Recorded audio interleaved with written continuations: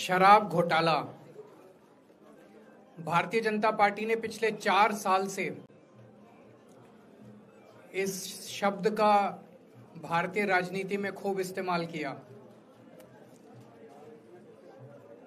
आज उसमें जो आदेश आया उस पर अभी चर्चा करेंगे।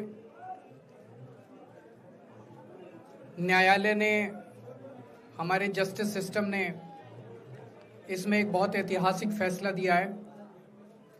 इसके लिए मैं जुडिशरी का बहुत बहुत धन्यवाद करना चाहता हूं, जज साहब का बहुत बहुत धन्यवाद करना चाहता हूं। आज के इस माहौल में जब सारी संस्थाओं को, सारे अथॉरिटीज को डराया जा रहा है, धमकाया जा रहा है, ऐसे में इतना बड़ा न्याय करने के लिए जज साहब ने वाकई बहुत हिम्मत दिखाई है। मैं उन सभी वकील भाइयों का धन्यवाद करना चाहता हूं जिन्होंने एक एक कदम हम लोगों का साथ दिया, हमारी ये लड़ाई न्यायालय में लड़ी।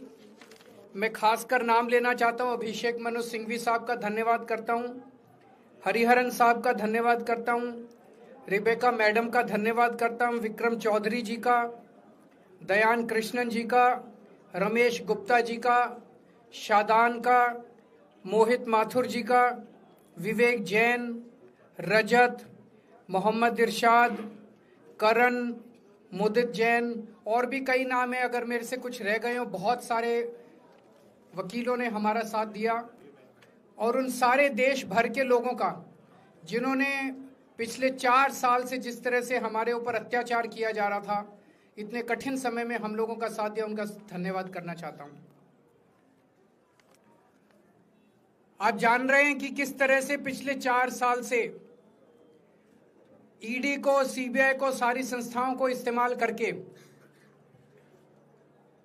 हमारे ऊपर एक शराब घोटाला नाम का एक आरोप लगाया गया। सीबीआई ने, ईडी ने उसमें चार्जशीट फाइल की। आज कोर्ट को प्राइमा फेसी ये निर्णय लेना था कि क्या सबूत और गवाहों के बयानों के आधार पे सफिशिएंट मटेरियल है कि इसमें मुकदमा चलाया जाए। अभी मुकदमा चला नहीं था। कोर्ट को यह निर्णय लेना था कि क्या मुकदमा चलाने लायक सफिशिएंट मटेरियल है, और कोर्ट ने लगभग 600 पेज के आदेश में सारे सबूतों और सारे गवाहों को मद्देनजर रखते हुए यह कहा है कि इतना भी सबूत नहीं है, इतने भी गवाहों के बयान नहीं है, एक निक्का सा भी सबूत नहीं है कि इसमें मुकदमा तक चलाया जा सके। अगर मुकदमा चलाया जाता, 15-20 साल मुकदमा चलता, उसमें बहुत सारे गवाह बुलाए जाते, सबूत रखे जाते, उसके बाद होता, वो तो अलग बात है। कोर्ट का यह कहना है कि इतना टुच्चा केस है, इतना फर्जी केस है, इतना बेकार केस है, इतना गलत केस है। ये मैं नहीं कह रहा, ये भाषा है। आप कोर्ट का ऑर्डर पढ़िए। ये ऑर्डर जो है ये ऐतिहासिक ऑर्डर है। कोर्ट ने कहा है कि इतना फर्जी केस है, इतना फर्जी केस है, एक भी सबूत नहीं है, एक भी गवाह नहीं है कि इसमें मुकदमा भी नहीं चलाया जा सकता। ये पूरा षड्यंत्र किसने रचा, क्यों रचा? ये पूरा षड्यंत्र 2 लोगों ने मिलकर रचा, नरेंद्र मोदी जी और अमित शाह जी। और आज उन दोनों को पूरे देश से माफी मांगनी चाहिए। उन दोनों ने मिलकर षड्यंत्र रचा कि आम आदमी पार्टी को खत्म किया जाए, आम आदमी पार्टी को बर्बाद किया जाए, और उस षड्यंत्र के तहत आजाद भारत का सबसे बड़ा और सबसे घिनौना षड्यंत्र रचा उन लोगों ने। वो देख रहे थे कि दिल्ली में वो हमें नहीं हरा सकते। वो देख रहे थे कि दिल्ली की जनता हमारे कामों से बहुत खुश है। वो देख रहे थे दिल्ली में कामों की राजनीति के आधार पे वो कहीं खड़े नहीं होते, तो उन्होंने एक षड्यंत्र रचा। जनता जानती है कि केजरीवाल ईमानदार, उन्होंने कहा केजरीवाल की ईमानदारी पे चोट करो। जनता जानती है कि आम आदमी पार्टी ईमानदारी, उन्होंने कहा आम आदमी पार्टी की ईमानदारी पे चोट करो। उन्होंने आम आदमी पार्टी को खत्म करने के लिए षड्यंत्र रचा और बोले केजरीवाल बेईमान है, केजरीवाल बेईमान है, केजरीवाल बेईमान है, केजरीवाल ने शराब घोटाला किया, केजरीवाल पैसे खा गया, केजरीवाल ने 100 करोड़ रुपए खा लिए। मैंने जिंदगी में केवल ईमानदारी कमाई है। मैंने जिंदगी में केवल इज्जत कमाई है, एक नया पैसा नहीं कमाया मैंने अपनी जिंदगी में। इन लोगों की तरह नहीं हूं मैं। मैंने जिंदगी में एक नया पैसा नहीं कमाया, केवल ईमानदारी कमाई है। और ये उस ईमानदारी के ऊपर चोट करना चाहते थे, उसके लिए इन्होंने षड्यंत्र रचा था। आज कोर्ट के ऑर्डर के बाद यह साबित हो गया देश के सामने, केजरीवाल कट्टर ईमानदार है, मनीष सिसोदिया कट्टर ईमानदार है, संजय सिंह कट्टर ईमानदार है, दुर्गेश कट्टर ईमानदार है, आम आदमी पार्टी कट्टर ईमानदारी है। हम नहीं कह रही है, कोर्ट ने सारे देश के सामने बोला है। कई लोग ये कहते हैं जेल से आने के बाद केजरीवाल चुप क्यों हो गया, केजरीवाल गायब हो गया, केजरीवाल कहां गया। मैं कोई नेता नहीं हूं, मैं कोई पॉलिटिशियन नहीं हूं। पॉलिटिशियन को फर्क नहीं पड़ता, उनको 4 गाली दे दो, मोटी चमड़ी होती है उनकी। मैंने जिंदगी में केवल ईमानदारी कमाई है। मेरे को जब कोई बेईमान बोलता है मुझे फर्क पड़ता है। मेरे को जब जेल भेजा जाता है, मेरे परिवार के ऊपर ताने मारे जाते हैं, मेरे को फर्क पड़ता है। केजरीवाल को फर्क पड़ता है। इसलिए मैंने तय किया था कि जब सारे देश के सामने मैं निर्दोष साबित हो जाऊंगा तब तक मैं चुप रहूंगा। आज मेरे दिल से बहुत बड़ा बोझ उतर गया। मैं मोदी जी को कहना चाहता हूं, मोदी जी आपने हमारे ऊपर इतने केस कर लिए, आपने ईडी छोड़ दी, आपने सीबीआई छोड़ दी, आपने पुलिस छोड़ दी, आपने इनकम टैक्स छोड़ दिया हमारे पीछे, आपने जेल भेज दिया हमारे 5 सबसे बड़े नेताओं को। आम आदमी पर एक समय ऐसा था जब आम आदमी पार्टी के सबसे टॉप के 5 नेता जेल में थे एक साथ। उसके बाद भी केजरीवाल का कुछ नहीं बिगाड़ सके। अब तो एक ही तरीका बचा है मोदी जी केजरीवाल से निपटने का, केजरीवाल का कत्ल करवाना पड़ेगा, केजरीवाल की हत्या करवानी पड़ेगी। उसके अलावा अब केजरीवाल आपसे संभलने वाला नहीं है। अब आपके बस का नहीं है केजरीवाल, आपने सब कुछ करके देख लिया, अब केजरीवाल का कत्ल ही करवाना पड़ेगा। और एक तरीका है, मैं पहले भी बोल चुका, लेकिन वो मोदी जी के बस का नहीं है। मैंने 500 स्कूल बनवाए दिल्ली में, आप 5000 स्कूल बनाओ।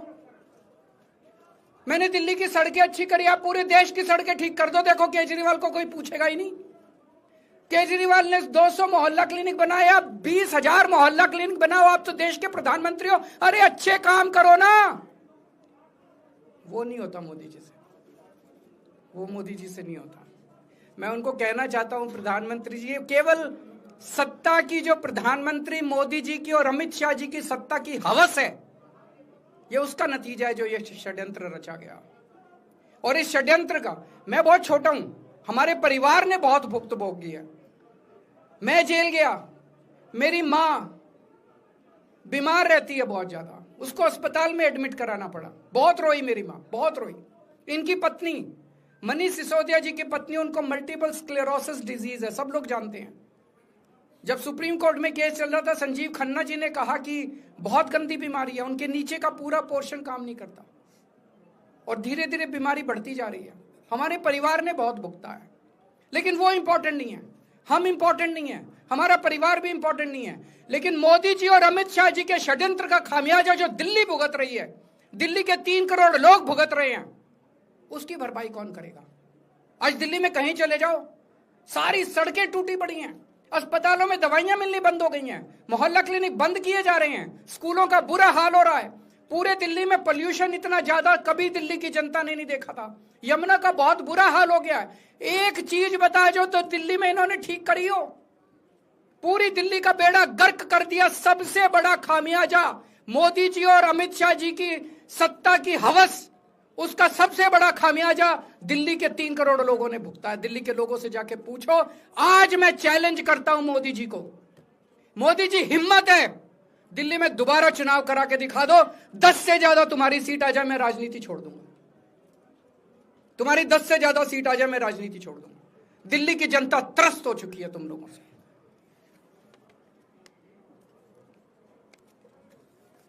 मैं मोदी जी को कहना चाहता हूं, अगर आपने सत्ता हासिल करनी है, कुछ पॉजिटिव काम करके सत्ता हासिल करो। आज देश के सामने इतनी बड़ी बड़ी समस्याएं हैं।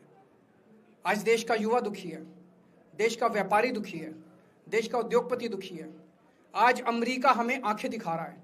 मोदी जी की हिम्मत नहीं है जो ट्रंप के खिलाफ एक शब्द बोल दें। ट्रंप के खिलाफ रोज ट्रंप गालियां देता है मोदी जी को, रोज ट्रंप गालियां देता है भारत को, रोज ट्रंप गालियां देता है हमारे देश को। मोदी जी के हमारा प्रधानमंत्री भीगी बिल्ली बना हुआ है। अरे देश संभालिए ना, आपको हमने देश चलाने को दिया था और आप केजरीवाल में उलझ गए, आप आम आदमी पार्टी में उलझ गए। पॉजिटिव काम करके सत्ता हासिल कीजिए, ये नेगेटिव काम करना बंद कीजिए। अगर आपके कोई एक दो प्रश्न है तो। क्या आपको उम्मीद है कि अब ईडी के मामले को भी? ईडी मामला खत्म हो गया। सीबीआई के मामले के बेस पे ईडी था, वो अब फॉर्मेलिटी बची है। हम अगले हफ्ते एप्लीकेशन डालेंगे, ईडी का मामला खत्म हो जाएगा। कांग्रेस कह रही है कि ये बीजेपी ने जो है कांग्रेस को नुकसान पहुंचाने के लिए आपको जो है राहत दिलवा दी है। मैं आपसे पूछना चाहता हूं, केजरीवाल जेल गया, रॉबर्ट वाड्रा जेल गया, संजय सिंह जेल गया, क्या राहुल गांधी जेल गया, मनीष सिसोदिया जेल गया, सोनिया गांधी जी जेल गई? किस मुंह से बात करते हैं? शर्म नहीं आती कांग्रेसियों को? ले जाए, ले जाए, वो तो ले जाए, उनका हक है। सुप्रीम कोर्ट भी जाएंगे, हाई कोर्ट भी जाएंगे। जैसे निचली कोर्ट में न्याय हुआ, ऐसे ऊपरी कोर्ट में भी न्याय हुआ। जब कोई सबूत है ही नहीं, जब कोई गवाह है ही नहीं, तो ऊपर के कोर्ट में भी कहां से लाएंगे सबूत, कहां से लाएंगे गवाह? आज कोई छोटा मोटा उन्होंने डिस्चार्ज कर दिया है हमें, उन्होंने कहा है कोई आरोप ही नहीं बनता। इसके अलावा जो इन्वेस्टिगेटिंग ऑफिसर है, इन्वेस्टिगेटिंग ऑफिसर सीबीआई के ऊपर उन्होंने, कोर्ट ने टिप्पणी की है कि सीबीआई अपने दोषी अधिकारियों के खिलाफ डिसिप्लिनरी एक्शन, कभी ऐसा ऑर्डर देखा है? इसका मतलब कितना फर्जी मुकदमा था कि सीबीआई के अफसरों के खिलाफ डिसिप्लिनरी एक्शन लिया जाएगा।